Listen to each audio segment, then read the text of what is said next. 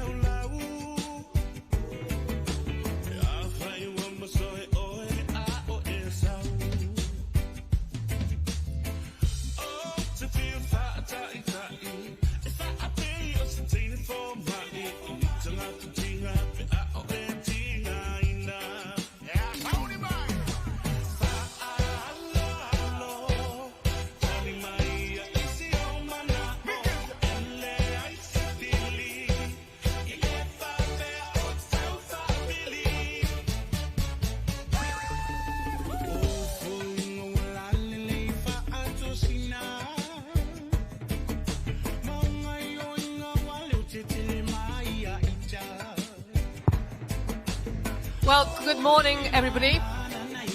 Welcome to this session. Thank you, the shushes. My name is Jude Kelly.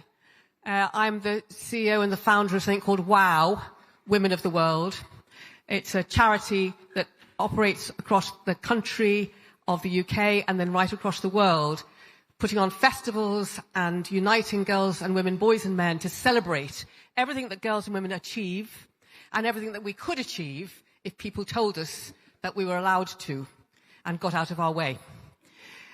We're going to have a wonderful morning for this second half in conversation, in deep conversation with women leaders, talking about their personal experience of leadership. And it's a really interesting thing, women's leadership, isn't it? Because depending on what part of the planet you stand on and what part of your life you're in, you have different ideas about women's leadership. When I was little, I grew up with 3 women prime ministers. So I assumed that women were natural prime ministers. Indira Gandhi was in India, Banda Anayaka was in Sri Lanka, was then called Ceylon, and Golda Meir in Israel. And so I assumed that women's leadership was a foregone conclusion. I think I was about 6 or 7 at that stage. I wasn't reckoning on the fact that it was going to take slow progress. And the statistics around women's leadership in parliaments around the world, they're better, but they're still way beyond full representation. So that's one of the things we're going to talk about this morning, along with the very personal issues. And everybody is here because they have a personal story of leadership. Beyond law, beyond quotas, you've really got, your own personal story of why you became a leader and what you're still struggling to do.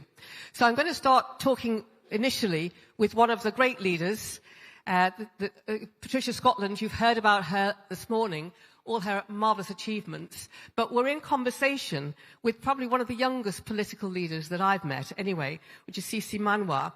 So Cici is a councillor of Tilbury, Riverside and Thurrock Park in the UK, and she has taken office as a political leader round about the same age, Patricia, as you actually were called to the bar. You're 20, and you're 21 on the 8th of March, which is International Women's Day.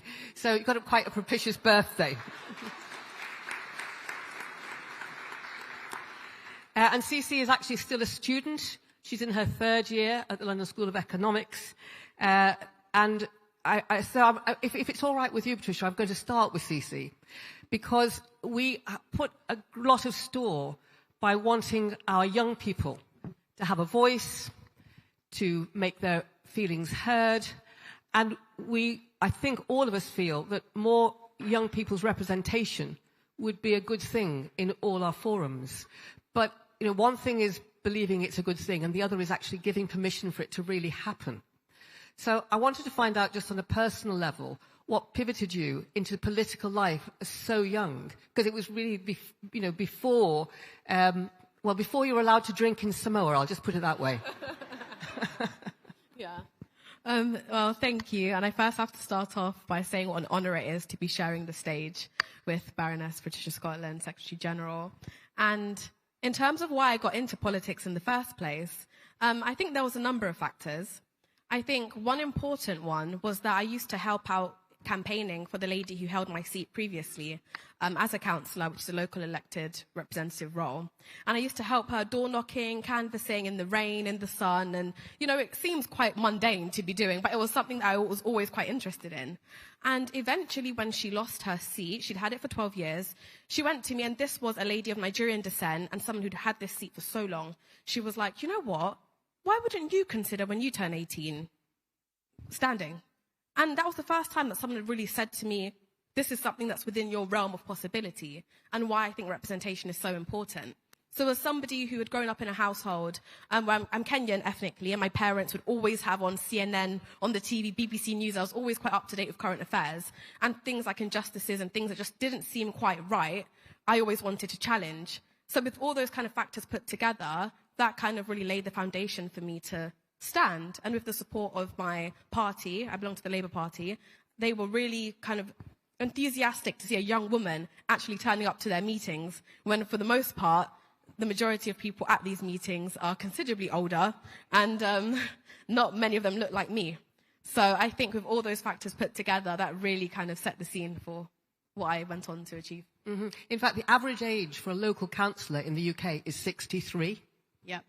And there's a reason for that, because low pay, if pay at all, you have to basically be able to afford to do it, and you have to have the time to do it. Yep. And let's face it, most young people are just trying to start off in life to scrabble a living together and study. So it's an unusual thing to put that pressure on yourself of so much public duty at such an early age what's driven you to do that? I mean, obviously somebody suggested that you could, but it must have gone deeper than just, oh, here's an opportunity. Yeah.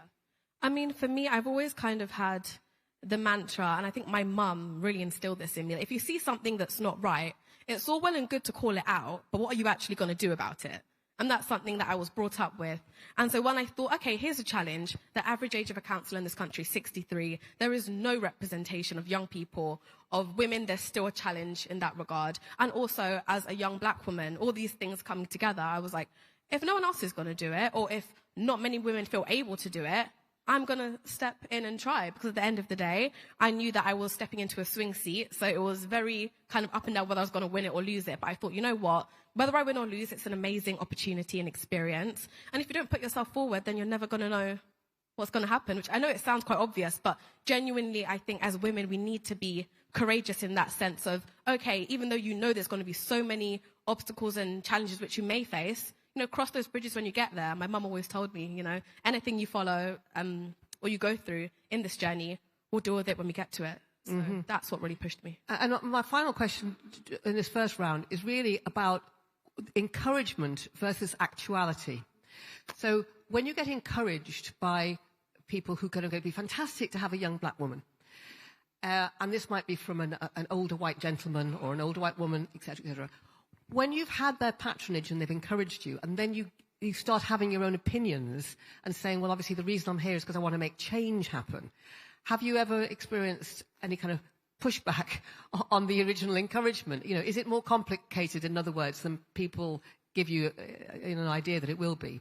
Yes, I think definitely you do face that, or I face that personally, because I think it's one of the elements of party politics which you kind of have to expect in terms of towing the party line whilst also having your own opinions, and sometimes that can put you in some, I'll say, interesting predicaments. But for me, I know what's carried me here is the fact that I have this desire to want to represent young people, represent women, represent black people, but be a spokesperson for everybody who's in my ward. So for me, it's something I'm never going to be apologetic about. It does mean sometimes I have to balance things, but I think that just comes with belonging to a party and belonging or existing in the elected kind of space.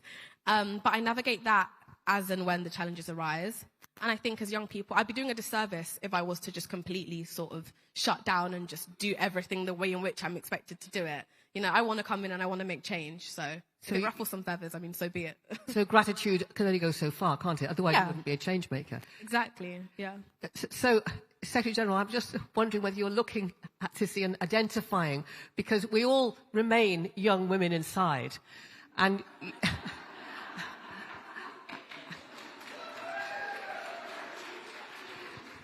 And, you know, you were a terrier. You still are a terrier, actually. But, you know, you fought very hard to get your place as a leader early on in life. And I'm wondering, you know, who was it that supported you? I mean, I know you had your brilliant brothers, and they've always been keen on your success. But what was it that drove you at 20 to decide that you wanted to have a place in society making decisions? Well, I think a lot of what Cece has said actually echoes very much with me, because she clearly had a very powerful mother, and so did I.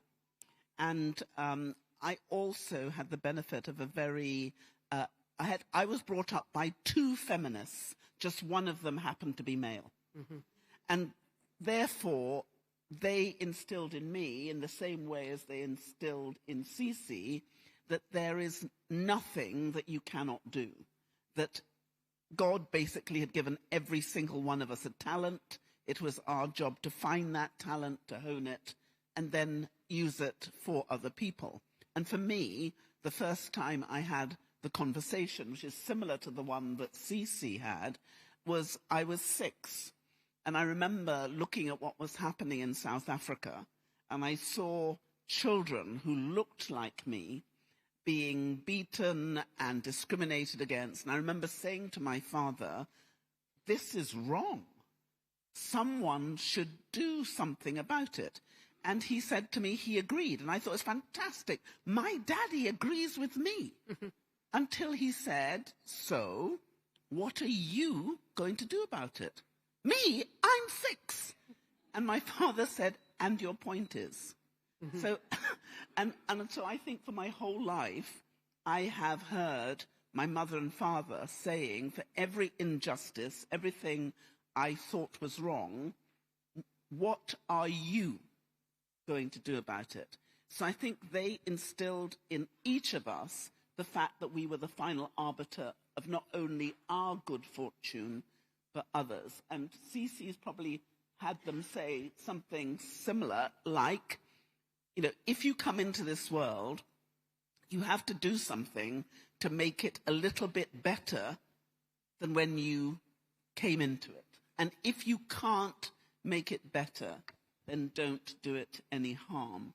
And I think that sense that we can be the agents of change was there throughout. In the beginning, yes. In the beginning. But obviously, it's great if you have parents that support you. I spoke recently to the deputy mayor of Nepal. One of the wows that we do is in Nepal. And she didn't tell her parents that she was even standing to be mayor until they read it in the papers. Because she said they wouldn't have been happy.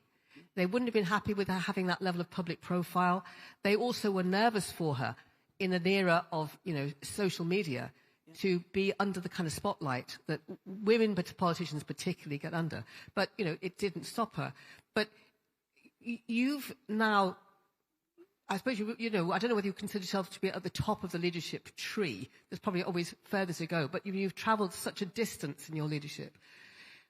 Have you had to recently keep strapping yourself to the kind of to the wheel and moving further forward, because it's actually a difficult terrain for women leaders at the moment, isn't it? There's a lot of pushback. I think there is, and you know, at every stage of your development, people tell you it will get easier. When you become a lawyer, they'll say it'll get easier when you become more senior. It'll get easier when you become a silk, which is a Queen's Counsel. It'll get easier when you're a judge. It does not get any easier. Mm-hmm. It's a lie.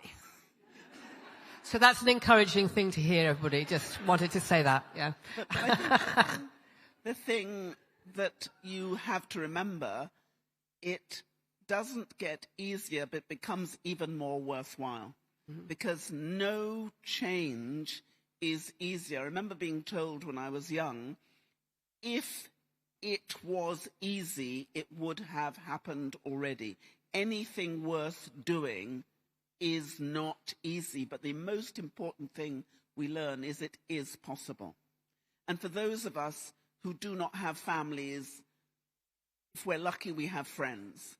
If we don't have friends, we will have a mentor. We will have someone who will be a beacon of light which tells us it is possible. For those of us who have faith, it is the faith that we have which enables us to keep on fighting.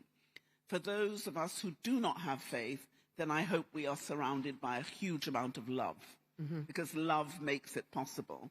And I think for all of us, there will be friends who have worked with us, colleagues who have supported us. And certainly for me, I have been buoyed up by the young people who have been inspirational, like Cece. I have been buoyed up by other female leaders and male leaders who have stepped forward and have continually told you, you can do this. It is worth it. It is possible. And just don't give up. So I think I look around this room and I can see a number of my female and male mentors and supporters. And what I would say to all women, all people who have to lead, don't think you need to do this on your own. Find your allies. Find your friends. And so if I look at the women in this room, Fakita has always been my sister. But so is Amina Mohammed. So is the both Amina Mohammeds. There's so many women. And what's really interesting, and I'm sure you will have found this too, is the women of our generation who've been in this fight, we all know each other. Yep. And they have stood in solidarity. And there are men who have fought this fight and been our allies, and they have stood with us. So we are able to do this if we stand together and support each other. It's incredibly lonely if you think you have to do this on your own. So it's never too difficult. It's not impossible. I always remember what Madiba Mandela said. The impossible always seems impossible until it's done. And we can do this, and we have to do it. And I wish I could tell you that the last couple of years have been easy. They haven't, but they have been worthwhile. Well, I currently feel as if we're now doing something which we didn't anticipate, which we're trying to stem the tide of aggression and hostility against women's rights. You know, we knew that existed, and we thought we were making a great deal of change. But the statistics at the moment are really unnerving. So 60% of Gen Z actually say, this is 60% of male Gen Zs, say across 31 countries that they think that men have been discriminated against unfairly because of women's equality. And 40% of Gen Z women feel the same, that men are being discriminated against. Now, this gives license, of course, to, particularly if young people say it, it sort of gives license to everybody to say, well, look, you know, it's been tried out. It's clearly gone too far. What are we going to do about it? And we've seen an awful lot of some really nerve-wracking and disturbing examples. So, Cece, I'm just wondering, you know, I'm not asking you to represent the younger generation entirely, but do you feel as if some of the gains that were made because of people like Patricia are actually being pulled back at the moment? I would say that it's quite scary in today's sort of world in terms of, I guess you could say, things in certain aspects are going backwards in terms of the women's rights movement. And I think there's also a level of complacency, which I think some women have kind of got to, like, you know what, we can vote and we can do X, Y, and Z, these basic things. So quite frankly, the job's done. You know, we've gone far enough. And I know in a room like this, that sounds absolutely ridiculous, but you'd be surprised at the amount of women and men who do genuinely think that everything is fine. And I think amongst young people, I think with the rise of people such as Andrew Tate, I'll say his name, on social media, and other sort of influencers who kind of peddle this misogynistic rhetoric in a way that somehow makes it appealing, especially to young men, through using kind of like financial means of, look at this car I've got, or, you know, boasting and bigging themselves up, and in the same breath talking about how women are somehow the root of a lot of the problems that they're facing. I think for some young people, they're finding that argument quite convincing, and that is quite worrying. But in saying that, I do think that having strong women in positions of power, that still means so much, and that still inspires so many young women. So I'm not going to sit here and say that this is, you know, some sort of negative, entirely negative situation. But I think it's something we have to be very aware of because it's real. And the power of social media, things that don't even get fact-checked, you know, anyone can make a TikTok and sit there and put something on Twitter or X, as it's now called, and not really go through much scrutiny or accountability. So I think it's something we have to be very aware of, and it's real. But I think as women, in the face of that, we have to kind of be united. And that's why it's so important to have like an intergenerational approach. So it's women who have been doing these things for years and have been fighting. And it's women like me who are at the beginning of their career. And it's only through us working together that we're actually going to combat this and fight it properly. Patricia, do you feel that some of the men who you've been trying to persuade for years about giving this a priority, giving women's equality priority, because it would mean such a different landscape of the world in general. Do you think that some of the older men are now able to kind of go, well, look, you know, I've got the proof that this is all going too far? Do you see that happening at a senior level? Well, actually, I think I see the reverse, because, I couldn't believe it when I had a conversation with someone and they said, you know, Patricia, I think this equality business has gone too far. How can you be too far if we're talking about equality? I mean, it was just extraordinary. But one of the things I'm finding which is really uplifting is many of the older male leaders are fighting harder for women's equality. Why? because they know that when you have women and men at the table in equal numbers, the quality of the decision-making is better, that the economics works. So we have for years been making the economic case for equality.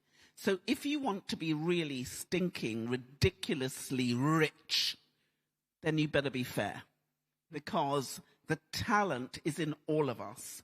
And if you're going to rely on only 50% of the talent, you'll never be as rich as you can be.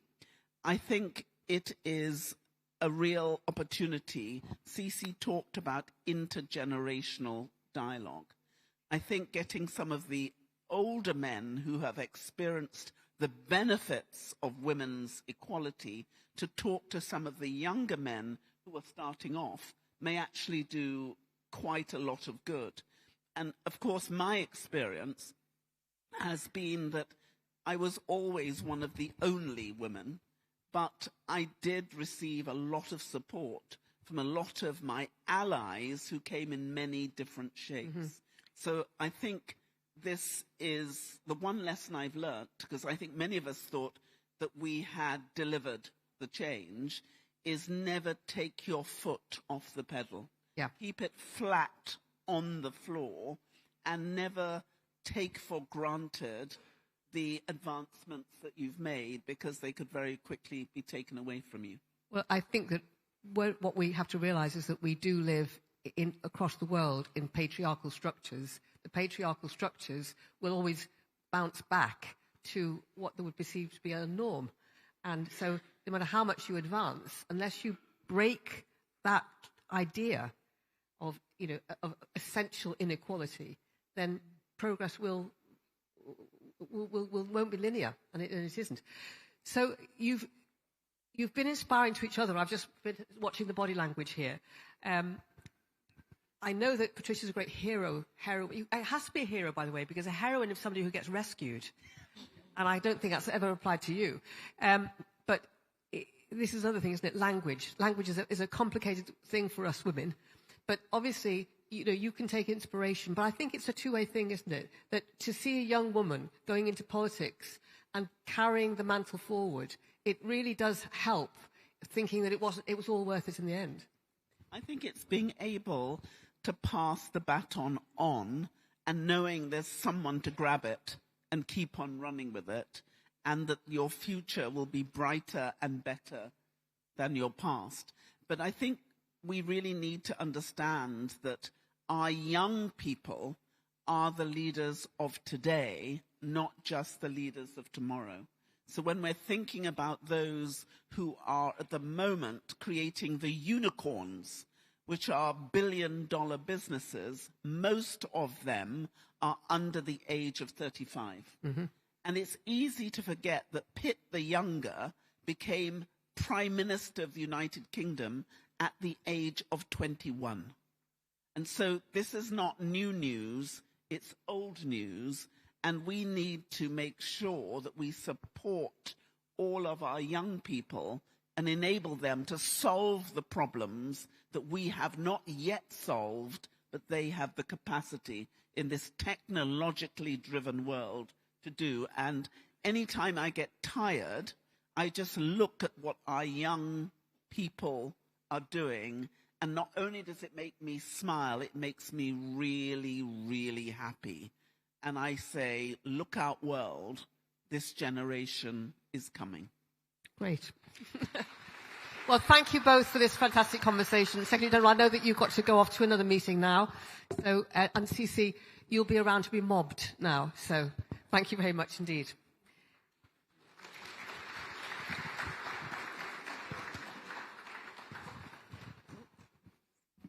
So we've now got a number of other absolutely fantastic women joining us on the stage. And if I could just ask them to join. So there's the Honorary Leonora Nagare Tamboa, who's just coming up now. Ambassador Amina Mohammed, Emmeline Tuita, Jyotika Sharma, Masarat Kadim, and Nana Oy Hessebain. Anyway, it's an informal party. So we're still missing. Ah, yes, here they come. You can come up either way. Yeah.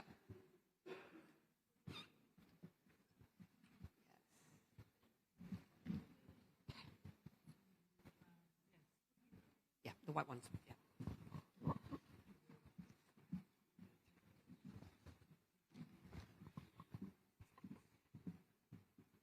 So yesterday, some of us here had a chat, and I was informed about a phrase that I'd never heard of before. It was called PhD. And we said, well, what is a PhD? And they said, it's a pull her down. And who was it that mentioned that particularly? You was, that's right, yes. So I thought that was just funny and tragic, that, you know, to be known as somebody who had a PhD in women's circles privately meant it was known as a woman who pulled other women down. So, and I'm actually going to start with you, Laura, not just on that subject, but because you spent years in the civic society, as it were. You know, you were an activist, you are still an activist, obviously, and it took, I think you've only been in government 6 years, or in political circles for 6 years. And now you're the Deputy Speaker of Parliament, the Assistant Minister for Foreign Affairs in Fiji. So you've gone from the outside pushing for change to the inside being responsible for change. And I'm wondering whether the qualities of leadership that you've had to find for yourself have changed as a result. You know, when you said that you were brought into politics because you had quite a loud voice on the outside, have you been able to retain the loud voice inside Parliament?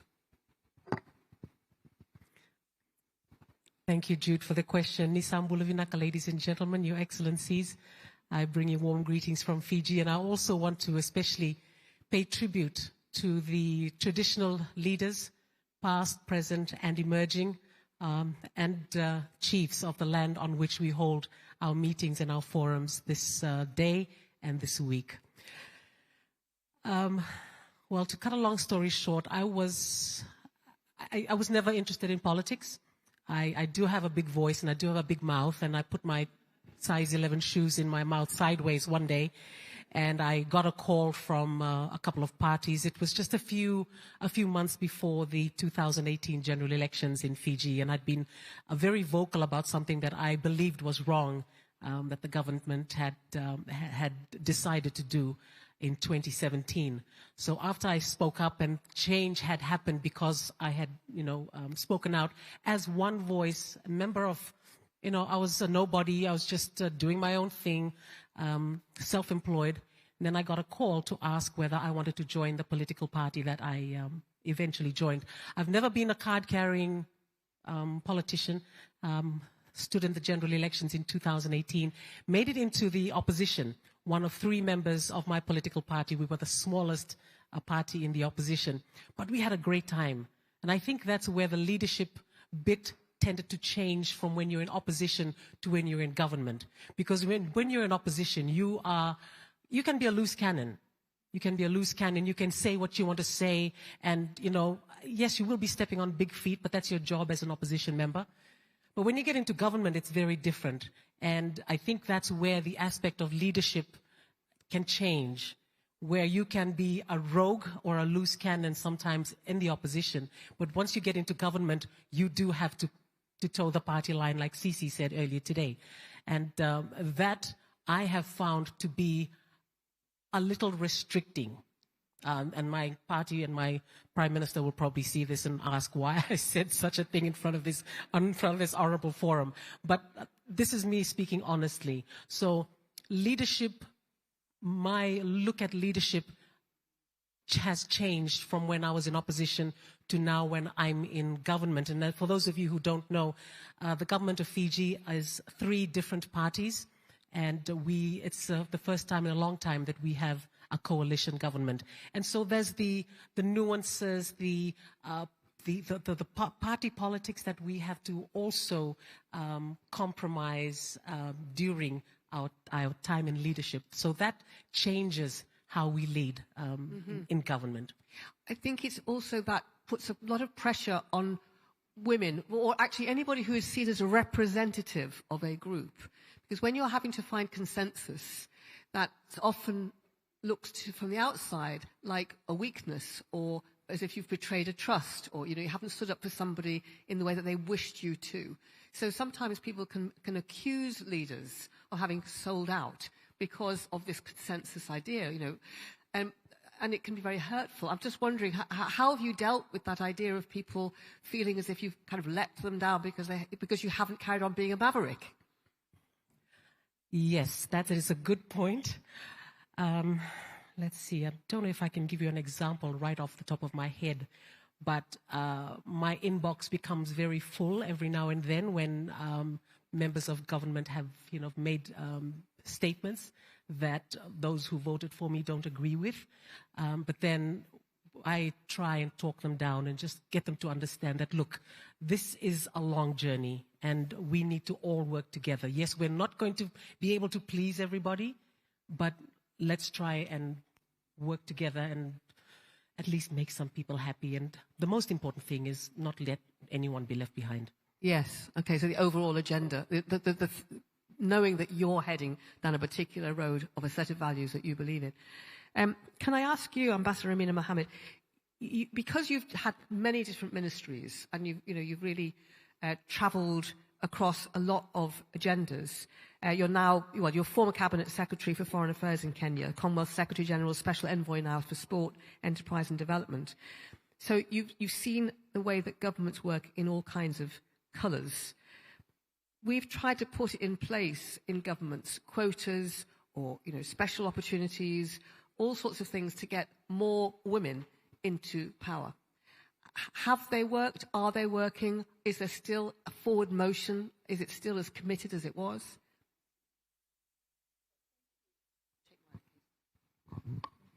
Well, thank you very much, Jude. Let me first begin by really paying tribute to Patricia Scotland, our Secretary General, for just being such a strong, powerful voice for women. And I think for showing all of us that women can actually achieve anything that they would like to accomplish. So, Patricia, I don't know whether she's still in here, but thank you very, very much for doing that and for making sure that we don't fall off track. And now to the question. The quotas, they work. They truly do. And all the other measures that are put in place, from a very, very, very small number of women leaders that were in place just a few years ago. As a result of all these measures that have been put in place, I think we have a much more significant number in governments. Probably not, speaking for my continent, for instance, not at leadership positions, because from having two female presidents, I think we now have only one. So it seems as if the numbers are going down. But apart from that, just the number of women in cabinets, in senates, taking even Rwanda's recent example of having 60% of females in the Senate, about 50% in the National Assembly, a huge number of women in most of the countries, at least the 25 to 35% has been met. So a lot of work has been done. We still need to be deliberate. We must continue insisting on these measures being kept in place. We must insist on the numbers increasing and the percentages, obviously increasing. We have seen what the positive, progress that has been made while having women in such powerful positions. And we've also seen that these women have managed in their own agencies, ministries, to ensure that the number of, young women that are joining, mid-level, officials, permanent secretaries, increasing. I remember that when I went to the Ministry of Foreign Affairs, there were only, I think, 20% women. By the time I was leaving, it was 60%. right, in the middle to lower levels. And so it was deliberate, it was conscious, it was focused. We needed to make sure that this happened. We wanted to make sure that there was a legacy and that you could be passing on the baton, as Patricia said. And making sure that, young girls like Sisi would have role models to emulate, to look up to, and to see that the road has already been marked, if you like, and that they were not beginning on a completely new slate. That the struggle has been ongoing, and that the struggle has been ongoing, and that it must continue. So let me also say this, maybe to just conclude, that we have done a lot. A lot has been achieved, but we are by no means there. Well, I was going to say that we highly congratulate New Zealand and Rwanda because they have 50% or just over 50% in Parliament. Everybody else doesn't. And it's a bit like Patricia was saying earlier. It's like we can't have like a bit of equality or nearly equality. People often kind of go, well, you're nearly there, as if that'll do. And I mean, like racism or ableism or any other rights, it's like you can't say, well, yeah, it's just a bit racist, but it's okay. I mean, that would be appalling. But this is the thing, it's almost like people sort of think, well, you've done very well. You can calm down now.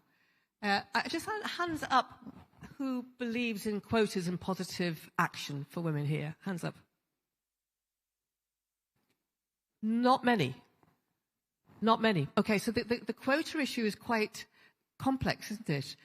Because a lot of women feel that somehow to make special exception implies then that, they haven't got there on their own rights. Although I often say, well, there's, if you're worried about mediocre women getting in, there's plenty of mediocre men anyway, so... Well, look, what we did in my country is that we made sure that we entrenched that in the Constitution. So it wasn't something that was at the whim of somebody else or was subjective. It was in the Constitution. It was a requirement that every political party needed to have at least 30%, women in their ranks. That every cabinet would have 30% or more. And the hope was that. With time, that we would actually move to the 50%. So if you don't have the quotas, it's so easy to ignore the numbers. It's so easy to say, well, you have 2 women, and we will continue working towards having more women. If you have this entrenched in laws, in policies, in constitutions, then it's so much easier to actually achieve them because it's a requirement. You cannot dodge it. You cannot run away from it. You must achieve it. You must accomplish it.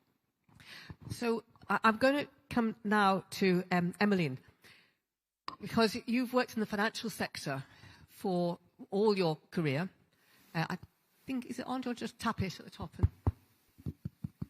And you and I were talking earlier about the fact that even though women's financial empowerment is a phrase that has been bandied about now for 20 years, 30 years, there's still an awful long way to go, such a long way to go, not just at a basic level of getting away from financial jeopardy, but at a senior level where women might be looking at really being able to create big investments, to change the way that their countries operate, to change the way that their families operate. It's a tiny percentage of women who can get loans. It's a tiny percentage of women who get financial backing. And that doesn't seem to have changed very much in the last 10 or 15 years, as far as I can tell. Or am I being pessimistic?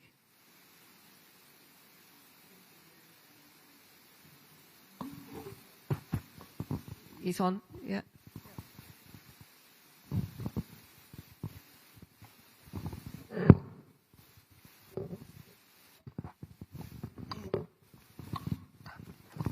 I'm just taking my time because that's a very loaded question that you've given me, Jude. So, firstly, may I please acknowledge the presence of what I see as balance by the presence of 2 cabinet ministers from the Kingdom of Tonga, where I am from, Lord Vaya, who is the Minister of Internal Affairs.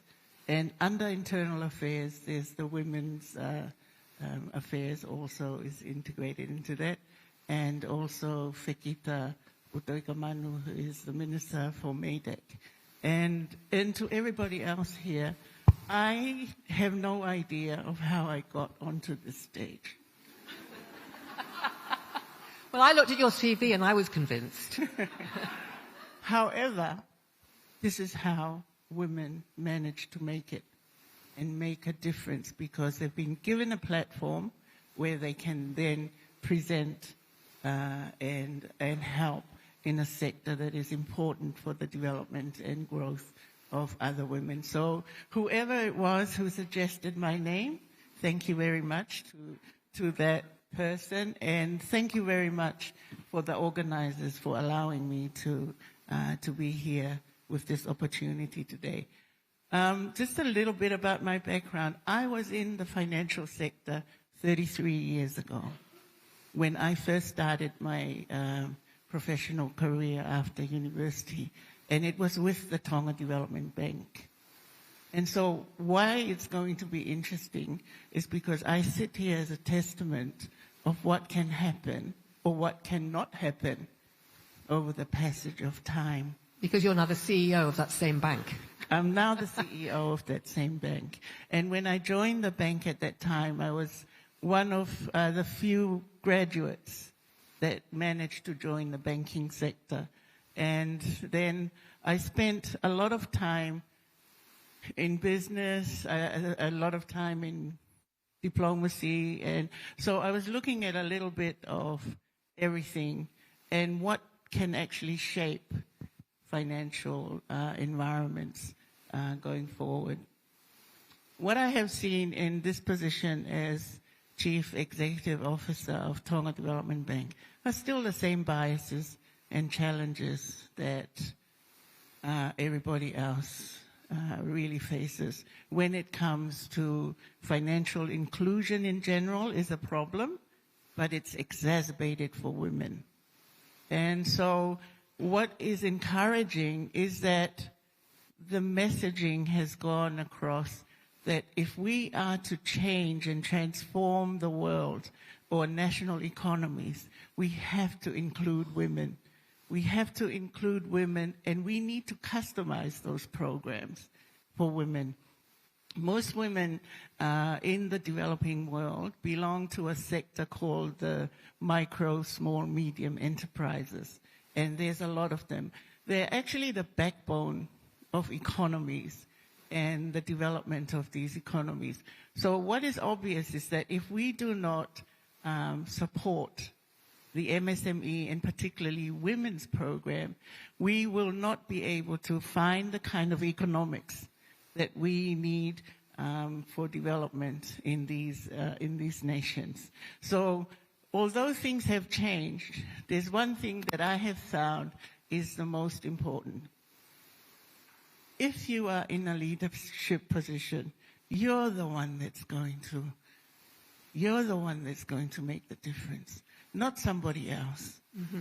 So once you get there, because you may find that you can make everybody a woman leader, you can have 75%, but if their mind is not aligned to this agenda to allow women and allow them in their roles that they can support finance and support business growth and support the economy to grow, we will remain stunted in our growth in these areas. Yeah. And so that becomes important. What is the mindset in general of the organization, if it's a financial one like mine is, or what is the mindset of the government? What is the mindset of the people? Because the influences that we grow up with actually determines how we perform in the respective fields that we end up in, whether it's in economics, whether it's in politics, or whether it's in something else. That's the biggest shaper of influence that you carry into an organization if you have the opportunity to participate in that sector. So obviously when you get to be the CEO of a bank, as a woman whose mindset, as in yours, is for financial empowerment for women, then you have a lot more power because, you can call the shots. But I do know that, for example, Inga Beale, who was the CEO of Lloyd's of London, the first woman to ever be in charge of Lloyd's of London, was told when she got the job, could she cool down a bit on the women's stuff? I mean, she was specifically told by the chair, please just cool off on the women's stuff.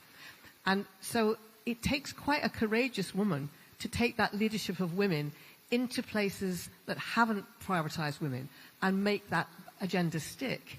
Have you found that tough, or has it been something you just automatically wanted to do all the time? I better be careful what I say here.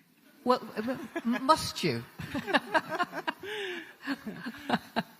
It takes a unique kind of mindset to be able to go through the obstacles that stand in the way of change. And that is because you can't control how other people respond and react. I think that the single most important thing when you reach that position is that you are able to get your messaging correct. And one of the bravest things that you can do for other women, or for what you see as a special sector that needs promotion and that needs a lot of support, is to try and deliver gently, if you can, to a male-dominated, area. Gently, if you can, a little bit more aggressive if you need to, and then end up somewhere where no one really wants to end up. But the point is that you need to be able to be brave enough to pursue what that solution is. I mean, we've just heard from Leonora that some of the things that you choose to say may not be popular because you're looking at it from your lens. This is the agenda that I can support women, and this is what I can do.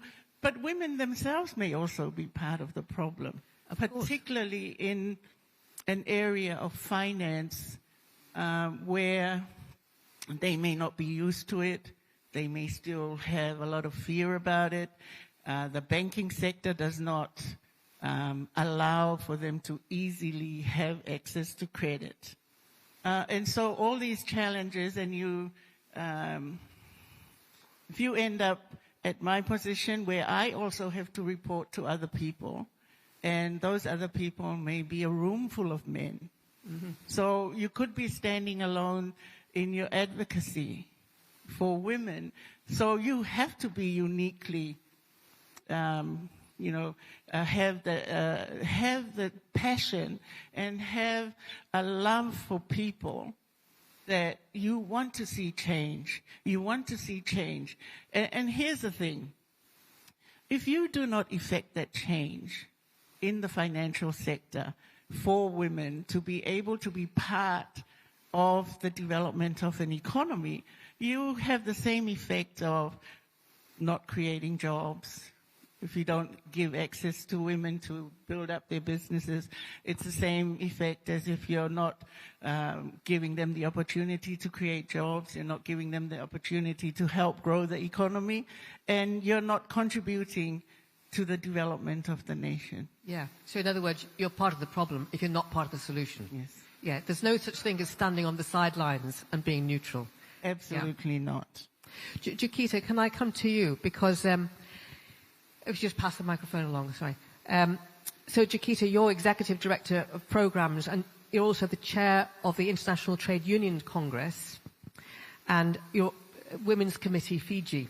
You're born in Fiji, you live in Fiji, you're a Fijian, and I know you said to me earlier that, a lot of your family have gone off and left and made a lot of money and done very well, and you have stayed doing very, very well, but on behalf of trade union women. Just to give some sense of what we're talking about here, the ITUC has 176 million workers in 156 countries, and a third of them are women. So that's, in a way, who you are representing. And trade unions have traditionally been quite male organizations, thinking about male labor. Part of the identity of men has been their ability to work. and fighting for the rights of men to work. And certainly my experience of unions is in the past that the men haven't always sided with women. They haven't always wanted women to get equal rights. So I'm interested to know what you think the unions feel like nowadays with regard to the idea that women must be equally remunerated and have an equal say in policies. Thank you for the question, but before I begin to respond, I have to do something. I have to acknowledge the presence of the trade union delegation in the room from across the world. My sisters are here, some of my brothers are also here to provide support to some of us speakers throughout the program. And of course, acknowledge the presence of quite a number of delegates, women delegates from Fiji, and of course, my Honorable Assistant Minister for Foreign Affairs on my right. I just decided to walk across the room and take a seat beside her because I follow closely what she does in politics, how she does in politics, and even I knew her before she reached into politics. And that's where I would like to be in the next 10 years. So okay. closer to her and yeah. So one of the steps in the next 10 to 15 years, Madam Lenora. Would like to also greet the delegates here. I see they're from different walks of life. And when the trade union movement moves into the civil society arena, we become diluted, we become a majority. And like you already said, I represent so many women. I was elected last year as chair of the ITUC Women's Committee, which is headquartered in Brussels. And this was a tough competition as well. The global women, aspiring women, capable women on this platform. I also am the chair of the International Trade Union Confederation Asia Pacific, which is headquartered in Singapore, and it represents 36 million workers, union members around the world, and of which 30% are women. So it is a difficult task, different hats that I wear for the region and then on the global platform. And I have spent 18 years of my working life. I have just known trade unions all these 18 years of my life. And as you mentioned, my siblings younger than me have all graduated from the regional university. They have left Fiji. They're buying their second house, third house in Australia, New Zealand, fourth, fifth, sixth cars, and what not. But I have remained back home in Fiji, and I tell them, some of us have to stay back in our home country to make the change. Mm-hmm, mm-hmm. And thank you. And that is my guiding statement. From the time I have joined the trade union movement, I think this is where we can make a very big change, particularly in the terms and working conditions of the working class, and particularly women. Women need special platforms to raise their voice in terms of the working conditions that they face at the workplace. So that is agenda number one from where I stand.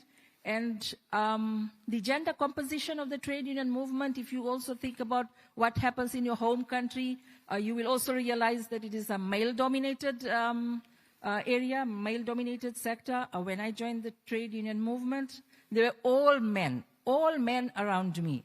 And the first thing I thought, am I in the right place?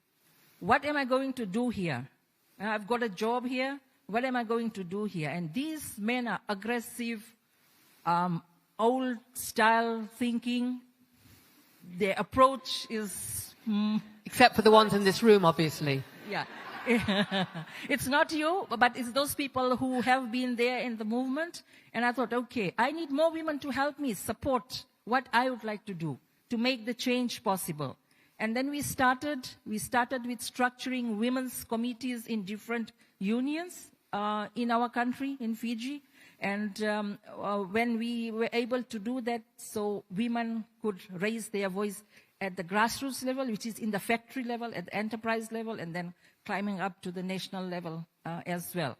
It was, of course, difficult to change some mindsets, particularly of the males, but we have not reached 100% in that regard yet. There's still a lot of work to be done. We're trying to push some men off the chairs that they have been holding for a very long time. and I don't want to take names. Some are just warming the chairs, and we would like to be able to be the ones to do some work, do some work for the women around the world.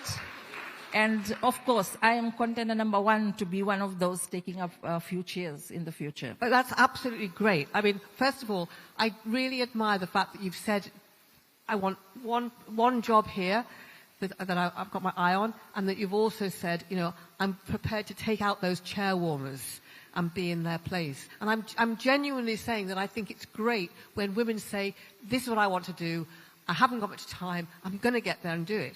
Because we're told that to be a nice girl is to be not too ambitious, or at least not to speak of your ambition too much. But obviously that slows you down terribly if nobody knows what it is you want to do. What's the cost for you of operating all the time in a male-dominated space with some quite aggressive people? What does it do for your sense of happiness, I suppose? Okay, don't quote me back home, my Fiji. Maybe you already know the names of those people, but no, they are not those people. Yeah, and it has been a big sacrifice. Like I said, my family has moved over. My siblings took my parents over, so I'm the lone sibling in my country. When there are events, I have to travel to Australia, New Zealand, Canada, and the US, and it's also costly. I mean, financially, I have to think about that because, as you know, trade unions don't pay you hefty like the UN or other private organizations, yeah? So we all think about money when we choose jobs. So that's the first thing that comes into mind. Okay, that's the biggest sacrifice that you have to do. The second one I would say is you do not have time for your own self. Mm-hmm. Today I woke up at 7 o'clock. I Googled the time, what is the time in Samoa, so that I'm sure that it's the right time on my mobile. And I tried on 3 dresses before I could decide, okay, this is the dress I'm going to wear. And the reason is not that because of any other reason of my size or something, that the dresses did not fit, but it was because today I needed to look good because I'm going to be on this stage.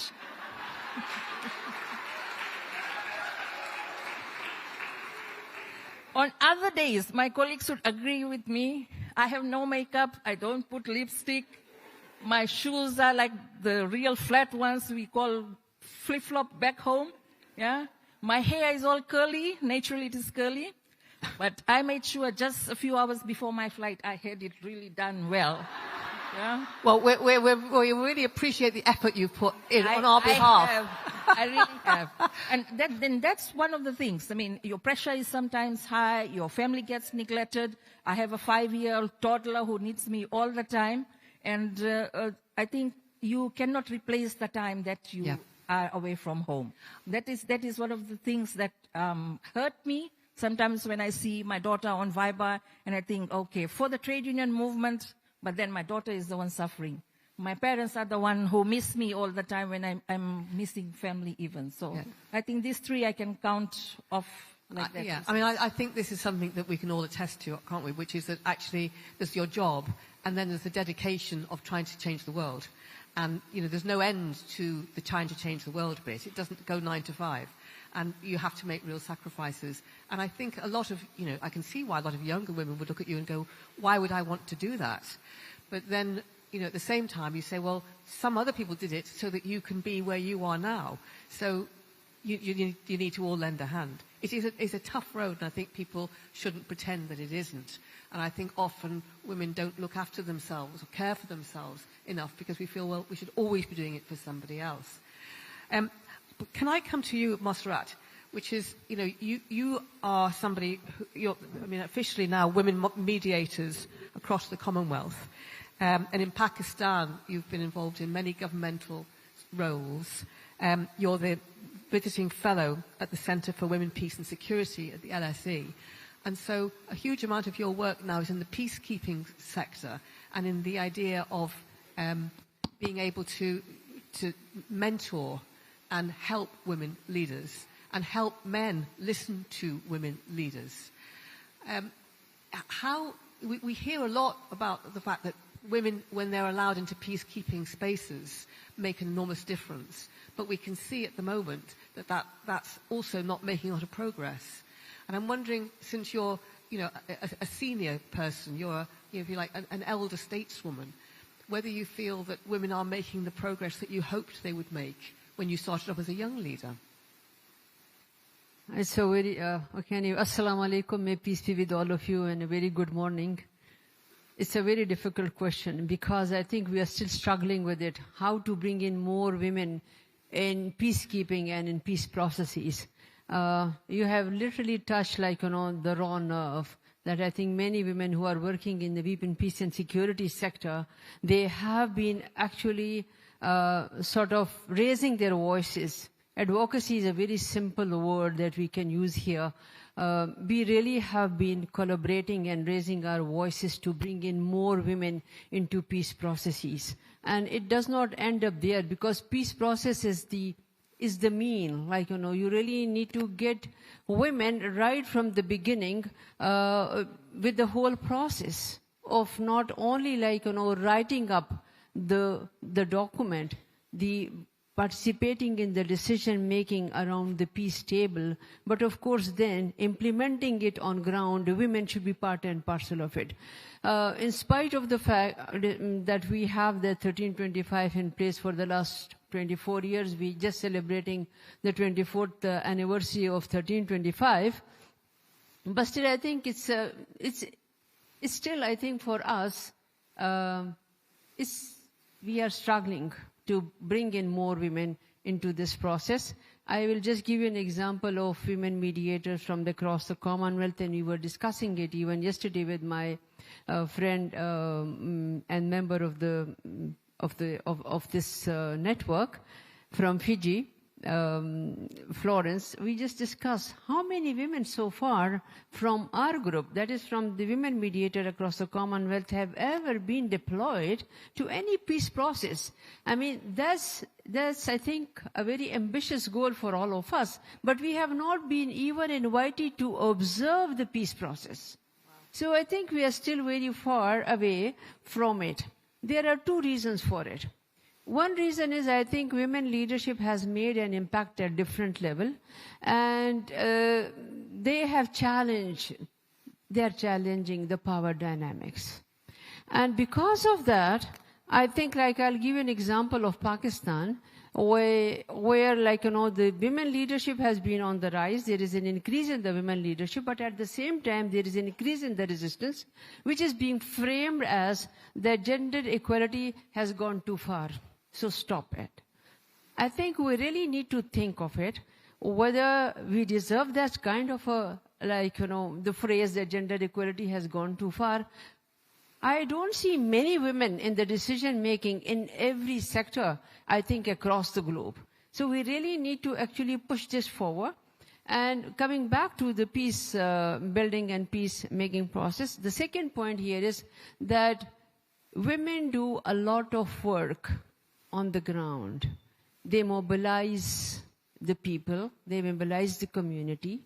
They actually, do the hard work of talking to the armed groups. And I'll give you my own example. I think I'm the only woman in my region who has ever spoken to the Taliban, that is the extremist groups. I had a dialogue with them. I brought them to the table of negotiation so that we can do our work in those areas which are affected by violent extremism. Saying it is very easy that, I spoke to the Taliban, but actually sitting with them and negotiating with them and talking to them as a woman in that culture and a conservative a conservative society is very hard. It's a tumultuous task, I would just say. The second thing is the non-recognition. I am just pointing out that the non-recognition of the women work on the ground, the way they build peace among the conflicting parties, they negotiate, they mediate. It is not recognized. And I think this non-recognition itself is not opening the doors for us to be part and parcel of the peace processes. So I hope the people who are at the helm of affairs somewhere in the security arena, they really need to understand when a woman sits on the table of negotiation, she brings a very different perspective. And she is because I think women leadership is all about responsibility sharing, not power sharing. And that's challenging for the men sitting on the table. Yes. Are you disappointed? I mean, as an elder leader, are you disappointed with the progress? How do you deal at a personal level with the aspiration as a young woman that maybe all this would get solved, and then the reality of not even being able to get to the table because the invitation hasn't been issued? How do you manage your disappointment? Oh no, I of course, yesterday I told you I may sound very pessimistic, but when I look around and I look the younger generation, I think we really need to be optimistic, because we really need to invest in them.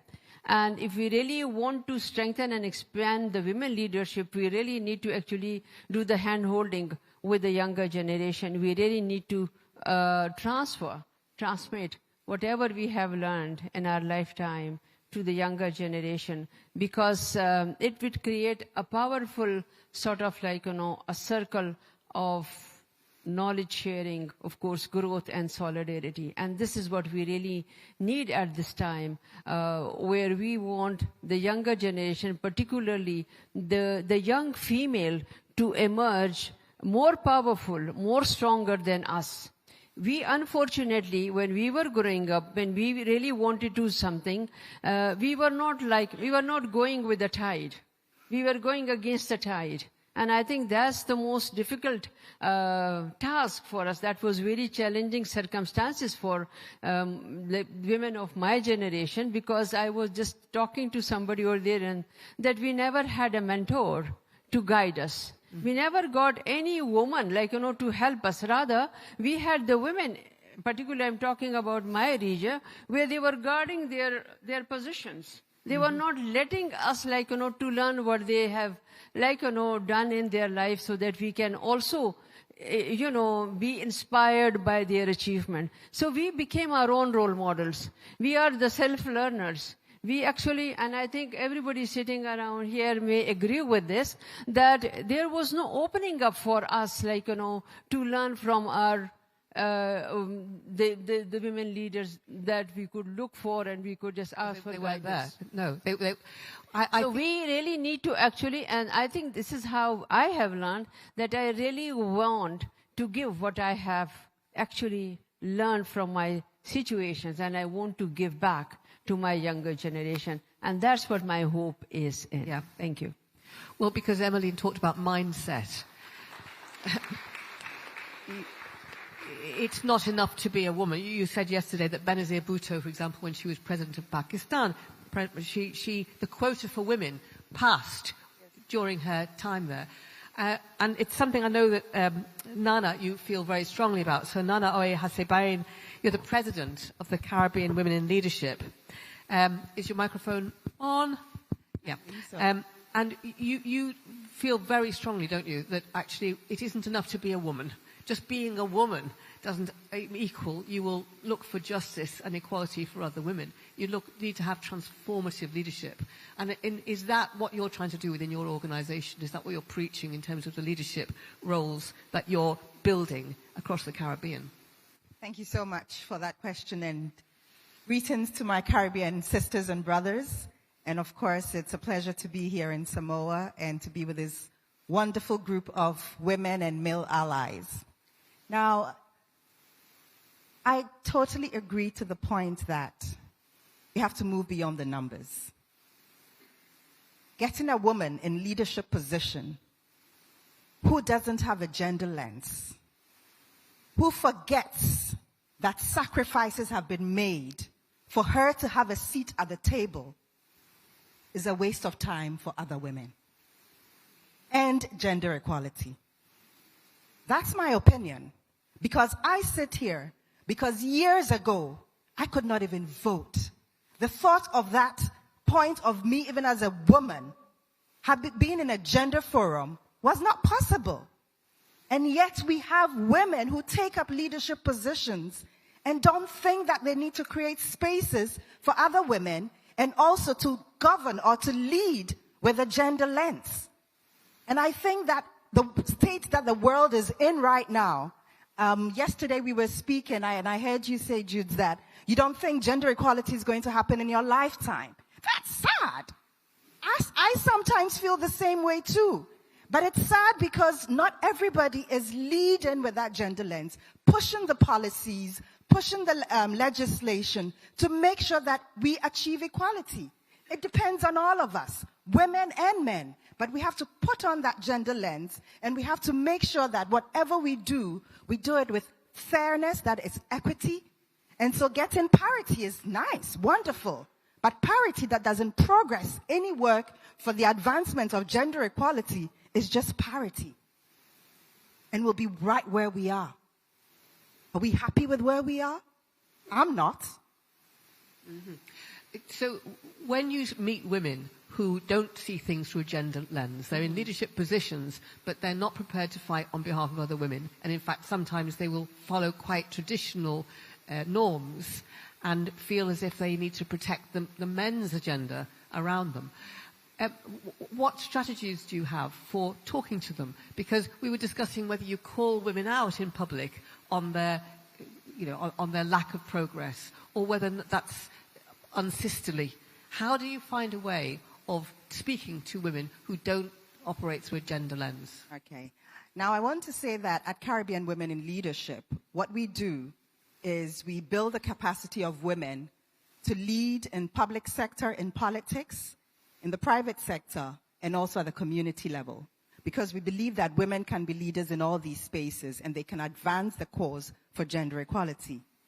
When a woman is not leading with a gender lens, in the whole philosophy of sisterliness, which is one of our principles for CWIL, I would approach my sister and speak to her about it. I'm not going to sit in a forum here and mention her name and say that she's not being gender sensitive. In the whole realm of sisterliness, and this, I believe, women are sisters, I would speak to her. Now, the choice or the decision she makes is not up to me. I would have done my part. Mm-hmm. I would have spoken to her and hoped that something happens. If I see it happening, I would offer the training that we have to give her the opportunity, because sometimes we forget that not everyone has the ability to do things from a gender lens or has the capacity.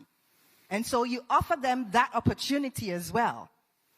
And hopefully, if it's not just me who sees it, and that is why we need to work together and be united in the effort. If I'm not making it through to her, hopefully somebody else is trying to talk to her to get to a point that she would see that there needs to be a change in the way she leads. Mm-hmm. So if you had a choice between a man who was operating policies positively for women and a woman who was operating policies that were not supportive of women, would you choose a man or a woman? Well, if those two contexts, I would choose a man, but at the same time, I will let the woman know that you're doing a disservice and you need to come up better. Okay. Because remember, the aim and the objective is gender equality. So if the woman is sitting there and really retarding progress for gender equality, she needs to be spoken to, and she needs to know that it's not doing us any good. Okay. Well, so I wouldn't let her off the hook by just choosing the man. I believe you. Still speak to her that she owes it to all women to do something better.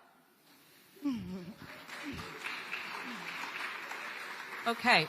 So we don't have much time left, I'm afraid. This is an amazing panel, and you can see that there's such a amount of information and personality. We could go on for a long time. But I wanted to ask you, Amina, about internationalism, because it's a very international panel, this. Where do you think international solidarity really plays its part? When, thinking about what Lenora was saying about, different countries have different antagonisms towards each other, and yet at the same time we're trying to build a global solidarity between women. And those two things can be difficult, can't they? I mean, just as an example, the women in Ukraine and the women in Russia are probably finding it quite difficult to have dialogue. And we know the same is true of Palestine and Israel, etc. How do we forge women's solidarity at an international level, separate from the war zones and the conflicts? Well, thank you very much. But first, maybe before I go there, I think that the best way to set an example is to actually walk the talk. That's Right. Because just by talking, I don't think you achieve as much as you do by showing, by example, walking the talk, improving the numbers, making sure that there's qualitative leadership that is being put in place of women. Because I think that when we do a lot of talking without actually acting on it, then of course the accusations follow. What we do as women is just talk. So we must set the examples and we must walk the talk.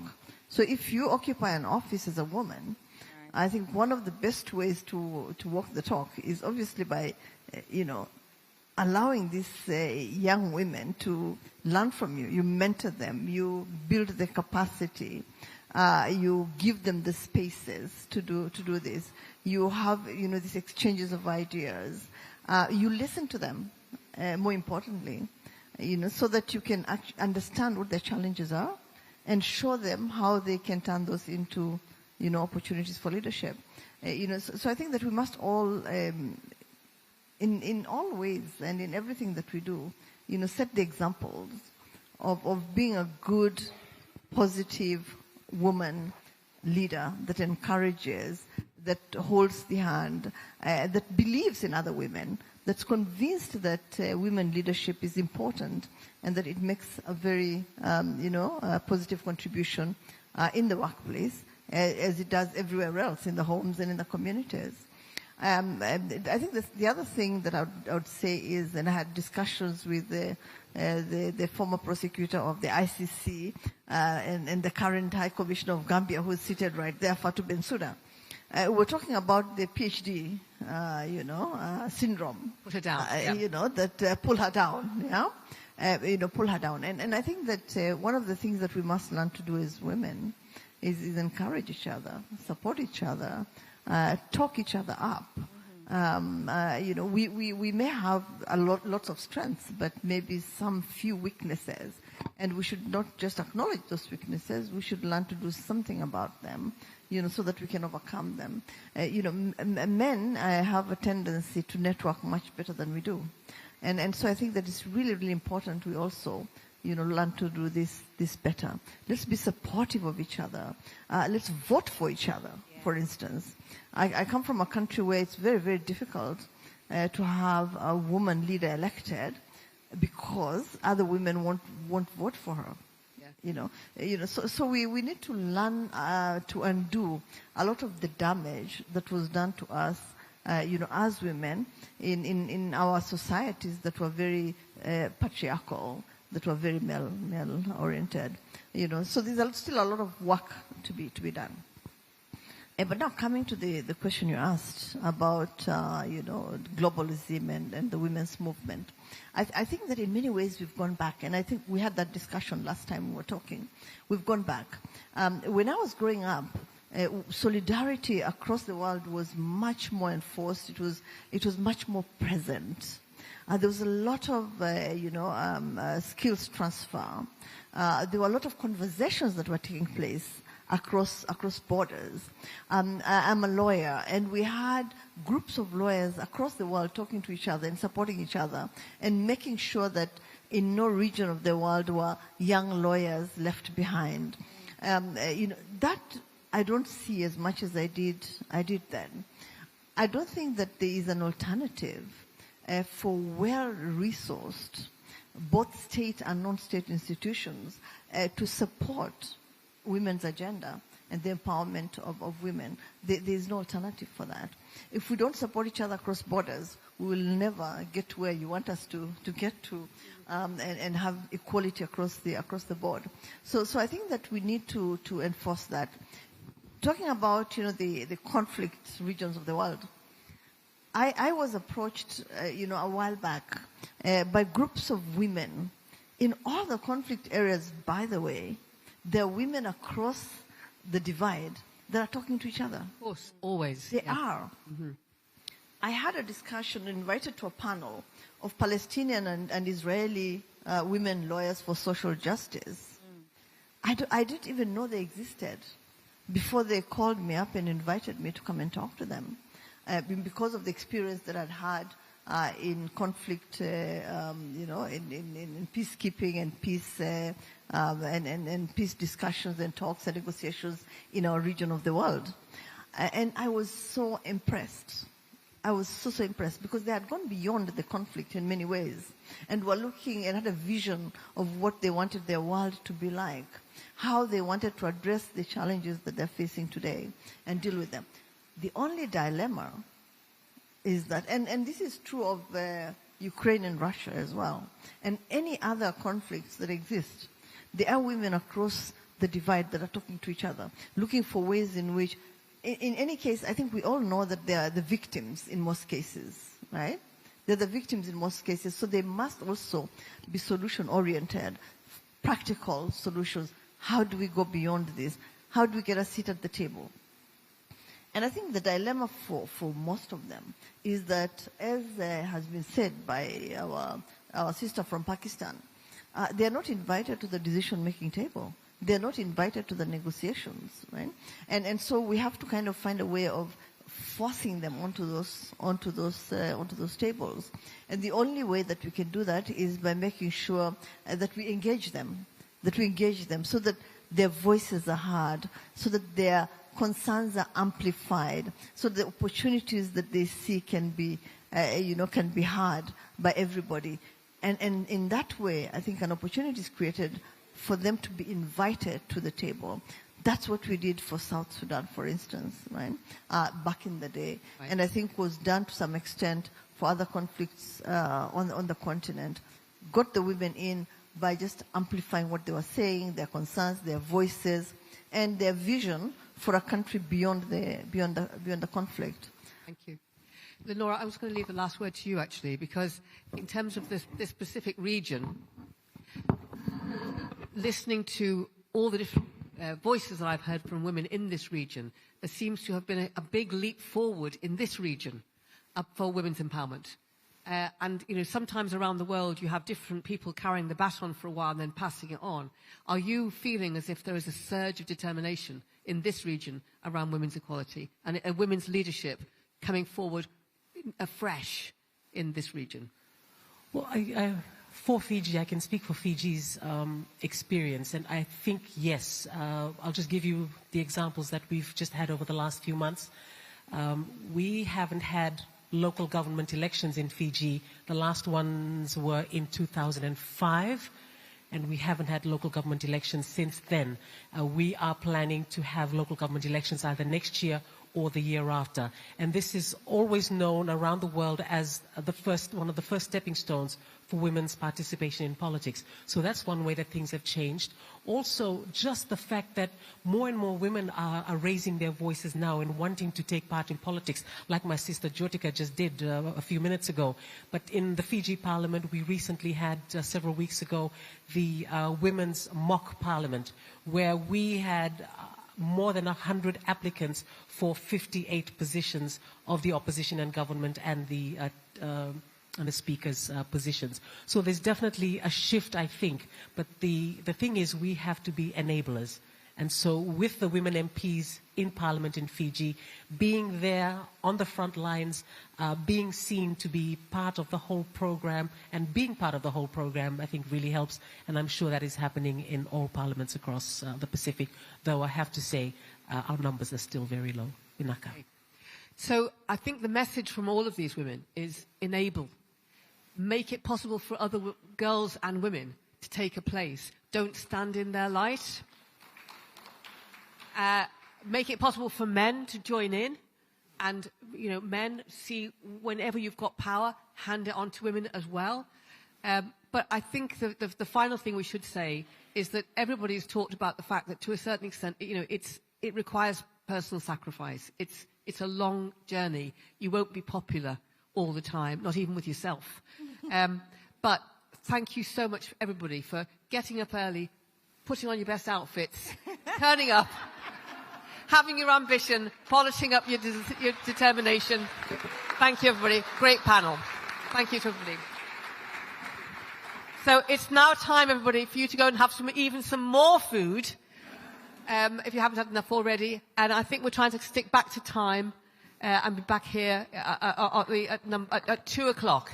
So please, if you would, make sure you speak to some strangers. Don't just talk to people you already know. Part of this is about networking. We've heard that networking can be better. Women can do it even better. Let's have a go. Thank you.